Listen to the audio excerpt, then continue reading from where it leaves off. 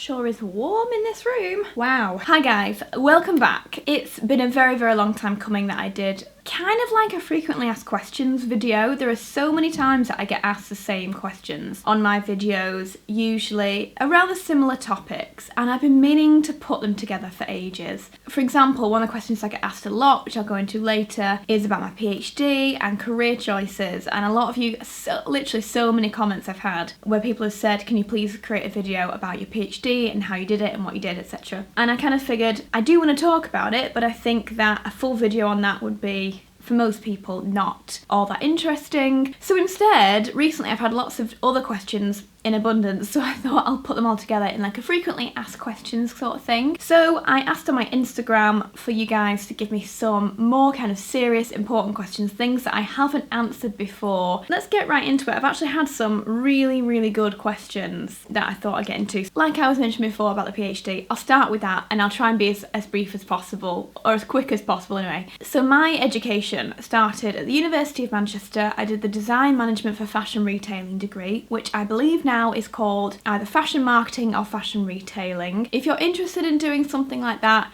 it's pretty much the business side of fashion. It's not the design side. You won't be designing, you won't be making. It's all the business side, the marketing, the PR, the retailing, buying, everything that goes on behind the scenes in retail, you'll find out about. It's super interesting. I absolutely loved the course. I had the best time. When I became a lecturer there a few years later, which I'll go into, they completely changed the names of the courses and made them much more succinct. So it's now fashion buying, fashion retailing, fashion marketing, and there's another one I've completely forgotten. Has it been that long since I left? Obviously, that's insane. And I truly believe you would have the best time. If you want to learn about fashion business, then that university and the life you will have in Manchester as a student, you will get no better. I know most people will be screaming at the screens now like, no, Newcastle. I mean, yeah, I think most northern towns and cities you'll have the best time. I know a lot of people that went to London and you don't have that same campus vibe. It's just not got the same feel, whereas in the north, especially in Manchester, you've got campuses, you've got Fallowfield, you've got like these hubs of students, so you all go out together, you all spend time together. It's just a bit of a different lifestyle. I highly, highly recommend to everyone going to university and living in. If I could live my university days over and over, I would happily do it because it was just absolutely amazing. Anyway, I digress. So that's the university course that I did. Now, the PhD came up as an option. It was, one of the lecturers was looking for a PhD student. At the time, I wasn't sure what I wanted to do next. My first thought was I was going to move to London and I wanted to get into marketing. Like my dream, I always say it, but my dream position in my mind was to work for Net-a-Porter as head of marketing. That kind of was my goal back then. So that's what I was thinking of doing. However, one day in this lecture, Helen McCormick walked in to the lecture and said, I'm looking for a PhD student that's interested in fashion retail and business and mobile and online retailing. And I really, really was. Yeah, I went for an interview. I got a first in my degree and I was chosen to be a PhD student for those years. I would highly recommend it. I had the best years ever. I thoroughly enjoyed it. It was so interesting. I learned a hell of a lot. A lot of people ask me why didn't I do a master's first. Honestly, I don't really know. For this particular course, this particular PhD, the master's was almost built in. So I'm pretty sure that if I had finished after a year, say if I didn't want to continue my PhD, I would have gained a master's or so from that. But instead I continued on for the 3 years and got the PhD. In most cases it doesn't work that way, and in honesty, I'm so sorry, I'm not too sure why exactly it was that I did get to just go straight into the PhD. I don't know if it's because I had done a course that was perfectly suited to the PhD and it meant I could move straight into it. I'm not too sure and I'm sorry, I can't help with that, but I was just lucky in that I got to go straight from degree. I got my first class degree and moved straight into the PhD because of that. I loved it. I just worked from my desk every single day on my research. I did a lot of first-hand research, secondary research, and anyway, I'm going on too much and I don't want to kind of bore everyone, but it was honestly fantastic, and that PhD has taught me so much more about consumer behaviour, about mobile retailing, online retailing, design for retail, the business of fashion. I've just learned a hell of a lot. That's kind of, it's all ingrained in me now, so it just really helps me with a lot of things that I do. I can't say any more than that really. From Rose LEB, do you have any religious or spiritual views? Okay, this is normally something I would very much shy away from because there are so many opinions about religion and spirituality. But seeing as someone asked, and this is a very open space, everyone can have their own opinions. let's just be positive to everyone and everything. Scared of answering this question. I am a complete atheist. I believe in science, I believe in evolution, and I believe you should live every single day as it comes, pretty much. Thank you for that question though. It's so interesting. I love having that conversation over dinner with people that you're friends with. It's very, very interesting. I understand different people's faiths and anyone can believe what they like as long as they're not harming anyone else. But yeah, that's how I feel about it. This one's from Colleen. How do you decide which brands you'll work with when they are all beauty or fashion related and competitors? Does it get tricky? This is such an interesting one, especially with the whole like influencer world now, which has got so massive. So when it comes to what brands to work with, I am very strict with it, to be honest. I will only work with brands that I absolutely love. I always say this, I say this a lot, but I only work with brands that I would recommend to my mum. Because there are so many times when I will talk about a product on my Instagram and then the next minute she'll be like, oh, I went out and bought this because you recommended it. My mum doesn't have a crazy amount of money to go spending on these things, so it would break my heart if she was going out buying a tanning product or a highlighter that I said I liked and I knew full well it was a load of crap. I don't want that resting on my shoulders. I would feel horrible. Same way I would not want that for any of you guys. Money is precious. You don't want to be spending on things that are just total rubbish and don't work. So I only work with brands that I have used prior to the collaboration, that I would highly recommend to anyone and that I think really will work for a lot of people. When it comes to fashion, again, I am so fussy. Again, I only work with brands that match my brand and I think really have something to give. Yeah, I mean, even today I had 2 brands that are competitors in a certain genre and I had to turn down one huge partnership because I didn't want 2 brands to be competing. I didn't want the message to be too confusing for you guys. I want you to kind of understand who I promote for and who I love the most without it being confusing and you being like, well, you promoted this brand last week, but why are you promoting this one this week?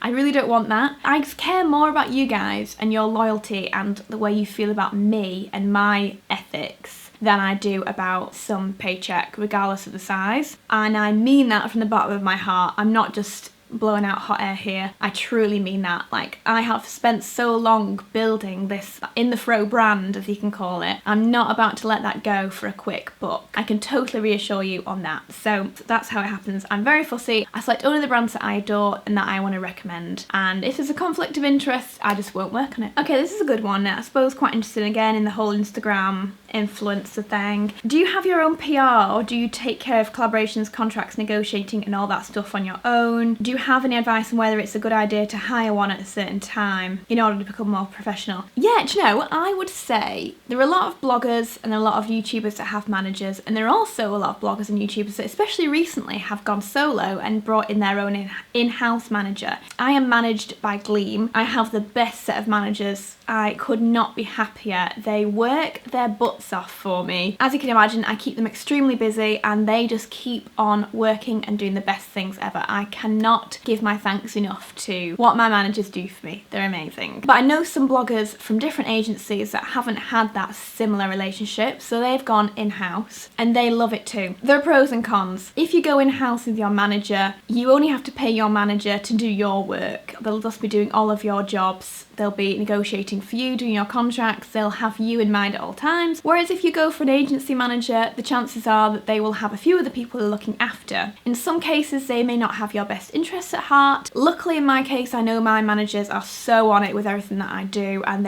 I trust them wholeheartedly. Like, they've totally got my back. But if you are a blogger or a YouTuber or someone that is thinking about management, just kind of bear that in mind. Do you want someone that's kind of just for you? Because the pros to having an agency are usually there's a little bit more professionalism there, I would say, just my opinion. There are a little more opportunities because you'll find a lot of brands like to go to management because they've been there a little bit longer and they're, again, with the whole professionalism thing. And yeah, I think there are just times when you need a larger management team who can be like, this isn't right, don't do this, don't say that. Just, I think they can kind of keep you a little bit more on the straight and narrow than one manager on their own can do. I mean, obviously strength in numbers and all that. So either side, it works differently for different people and people are killing it in either way. So it's totally up to you. But my managers are people that do all my contracts, all my negotiations, all of that kind of thing. I still do all of my own admin, all of my own writing, pictures, editing, styling, events, meetings, etc, etc, which is why I'm so busy. I mean, if you watch my vlogs, you already know all of that. But so good question, but I know a lot of you are probably quite interested in exactly how it works, and hopefully that sort of helps. Juliana asks, how do you see the future of bloggers and YouTubers? In fact, I've literally just done a blog post on this on my brand new website, my brand new inthefro.com. I've completely redesigned it, as you may know, and I did a blog post all about this. I honestly believe that YouTubers and bloggers and Instagrammers aren't going anywhere, at least for a little while longer, or a lot.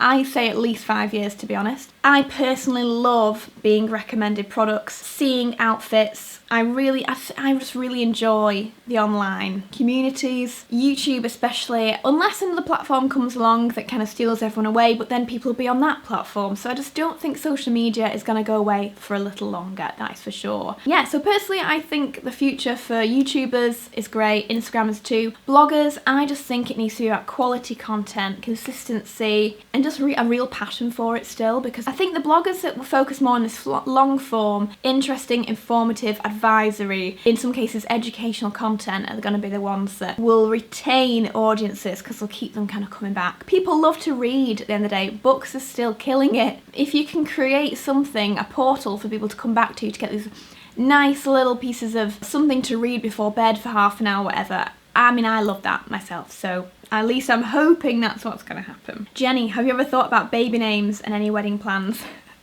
Yes, all the time. In terms of wedding plans, by the way, I know that I'm often like, oh, I want to get married, Alex, like, put a ring on it. Honestly, don't worry, I'm not pressurising Alex. Me and Alex joke so often about getting married, like, we're on the same page, totally, like, we laugh about it. He is literally just waiting for the perfect opportunity, I think, and to get the ring. He knows how much I want to get married. He's super excited too. I just want to put it out there in case anyone's like, oh my god, she's so full on and so pressurising, like, why is she doing this to Alex? Just want to let you know that he finds it funny, like, it's like an inside joke. We're just excited, that's all. In terms of baby names, I'd love to have 2 babies in the future if I can. I mean, there's no point in saying what I'd love to have because it's luck of the draw. We were actually talking recently about one name and we told Alex's sister Kirsty and she just laughed and it was hilarious. But we really liked it. What do you guys think about this for a boy?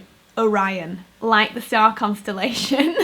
It's my favourite star constellation, Orion's belt, but everyone reckons that people just think it's you going, oh, Ryan, oh, I like it, but I don't know. If anyone's out there called Orion, let me know. How do you find people react to your name? Otherwise, I love Fred and I love Florence, but that's because my nan and granddad were called Florence and Fred, so that's just one idea. If I have any friends that steal those names, I'm not going to be pleased, guys. I'd like to know if you've ever had a 5-year plan. Okay, let's be honest with you guys. I've never really mentioned this before. 5-year plan. I want to carry on doing what I'm already doing. I absolutely love blogging. I love long form content. Consistent with what I was saying earlier about how I think blogging's going to progress, I just want to continue putting out quality, consistent content, making it like a portal to come back to. That's kind of my feelings on it. I want to do more of that. But I like to, for example, the Strathbury collaboration I brought out in February, which was amazing. I'd love to do more of that sort of thing. I'd love to be a brand ambassador for more brands. Choosing the right brands and being super selective and choosing like one brand in each genre would be the dream, to be an ambassador for particular products that you know that's what you're going to see when you see my pictures. Like, I'm not going to throw in some rogue random brand that you've never even heard of before. You know, it's something that you know that I use and that I like. And in honesty, kind of, I guess my dream would be in the future to own my own clothing line. That would be a dream. It always has been since I remember about 12. I remember coming up with ideas for names for my own line, if I ever had one. But yeah, I mean, you guys know how much I love fashion. You see how many hauls I do. It would just be my dream to have my own line. But I mean, that's just a pipe dream. That would be the 5-year plan. I don't know. Let's see what happens, but I love your input. If I created my own line of clothing, what would you love to see from me, and would you actually be interested in purchasing from it? It would be really good to get your feelings on it. Okay, I'm literally looking through these questions, and luckily I feel like I've answered a lot of these within what I've said, so I'm quite pleased. I feel like a lot of you are asking very similar questions, so hopefully this kind of has helped a little bit with some things you may wanted to know. Do you miss living in Manchester? Yes, so much. I would move back in a heartbeat if A, the weather was a little better, and if B, I could get to London a lot faster. Yeah, so many similar ones. Do you ever decline work? I decline a hell of a lot of work, as I said before. Were you studious as a kid? Yes, very much. I very much enjoyed school. I like to learn. You are definitely a lot smarter than I first thought. Much respect to you. Thank you. That's really nice. When did you decide to create your own blog? 5.5 years ago. Do you know the age of your oldest and youngest followers? I'm 57 and I've been following you for many years. Thank you very, very much. House hunting. So to be honest, I've just had a few massive projects which I'll be able to talk about soon coming up, and it's been taking over my life. So house hunting has taken a slight backseat. Give me a few weeks and I'll be back on it. We're still thinking about where to move. Thank you so much for all your recommendations, by the way, of different places to live. It was amazing. Have you always been as confident as you seem to be now, or is it something that you gained as you got older? Absolutely. My confidence has only grown and grown and grown through the years. I mean, I've never been a really shy child when I was younger, and I think that's probably because I did a few things. For example, I did ballet and I did a few different music lessons, and I think that kind of helped with like socializing and speaking out with people. I was always that, you know, when in school you do those like group activities and there's always one child who's like, right, we need to do this, this and this. That was me. I honestly wouldn't say I was bossy. I would say I was efficient, and I guess I was just quite an intelligent kid. I kind of knew what we had to do to get things done, so I wanted to take charge. So I guess in that way I've always been quite confident, but through, I'd say through my teens, I wasn't overly confident. I wasn't a very popular kid at school. I mean, I was very much one of the outcasted kids. I was one of the girls that listened to rock music and didn't really fit in, so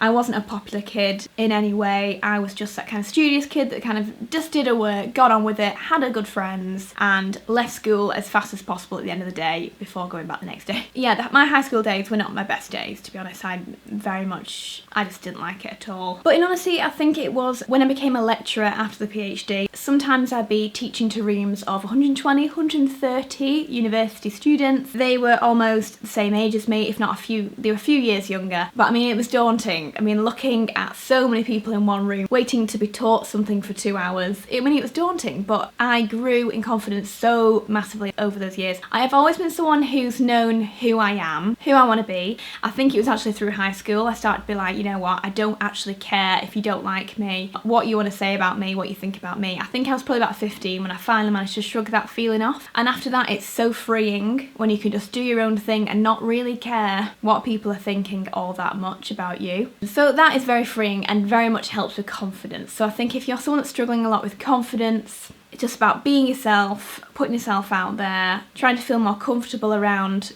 people and in groups and in front of people. Everyone has their own hang-ups, and it's just realising everyone's in a similar position. And one other thing that I have noticed people mentioning is, how do I feel about surgeries, Botox, lip augmentation, everything? I honestly think if you've got the money to do it and you want to do it and you have a reason to, then go for it. I would say you need to reach an age where you feel it may be appropriate for you, where you feel like you've really grown into your features in the first place. I do sort of believe that. I think if you can reach to the point where you're no longer growing, so for example, I'm 29 this year, I'm nearly 30. If I was to get a boob job or something like that, I know now I'm not going to get any bigger, I'm not going to change, you know, I've grown into the woman I am, and if I want to make changes now, then I'm all for it. I think everyone should be allowed to do with their body what they want to do. Other people should not judge it. If that person wants to get something done for themselves to make themselves feel more confident, or to make themselves feel a certain way that they want to feel, for themselves, not for anybody else, then they should be able to do what they want to do. And I think it's unfair for other people to place judgment on that because they don't agree with it. That's my personal take on it. If you want to get Botox, if you want to get lip fillers, if you want to get your boobs done, if you want to get butt implants, nose job, if you can afford it and you have a reason why you want to do it for yourself, then I'm open to it. I'm one of those people that's very open to it. Yeah, and I hope I've not offended anyone by saying so. And I would also ask for opinions from friends, from people that know you well, just to see what they also think, you know, just to get that backup opinion. But otherwise, I just think you do you. I guess at the end of the day, you do you. Yeah, okay, I'm gonna wrap it up there. But this is a big video. I'm so sorry this has gone on so much, but I really wanted to talk about these bigger topics, and I feel like you guys obviously wanted to know them because after looking through all the comments, it's very similar topics, like I said, so I really hope I've answered a lot of different things in what I've said. And it's, do you know, it's been really nice just chatting to camera as well. I feel like I've not done this in a long time. Thank you so much for watching, guys. Thank you for your questions. If you're someone here for the first time, I'd love it if you subscribed and came back again soon. Just click my face on the screen. It'd be great to have you back. Thank you to everyone else for being here again, and I guess I'll see you in my next one. Bye.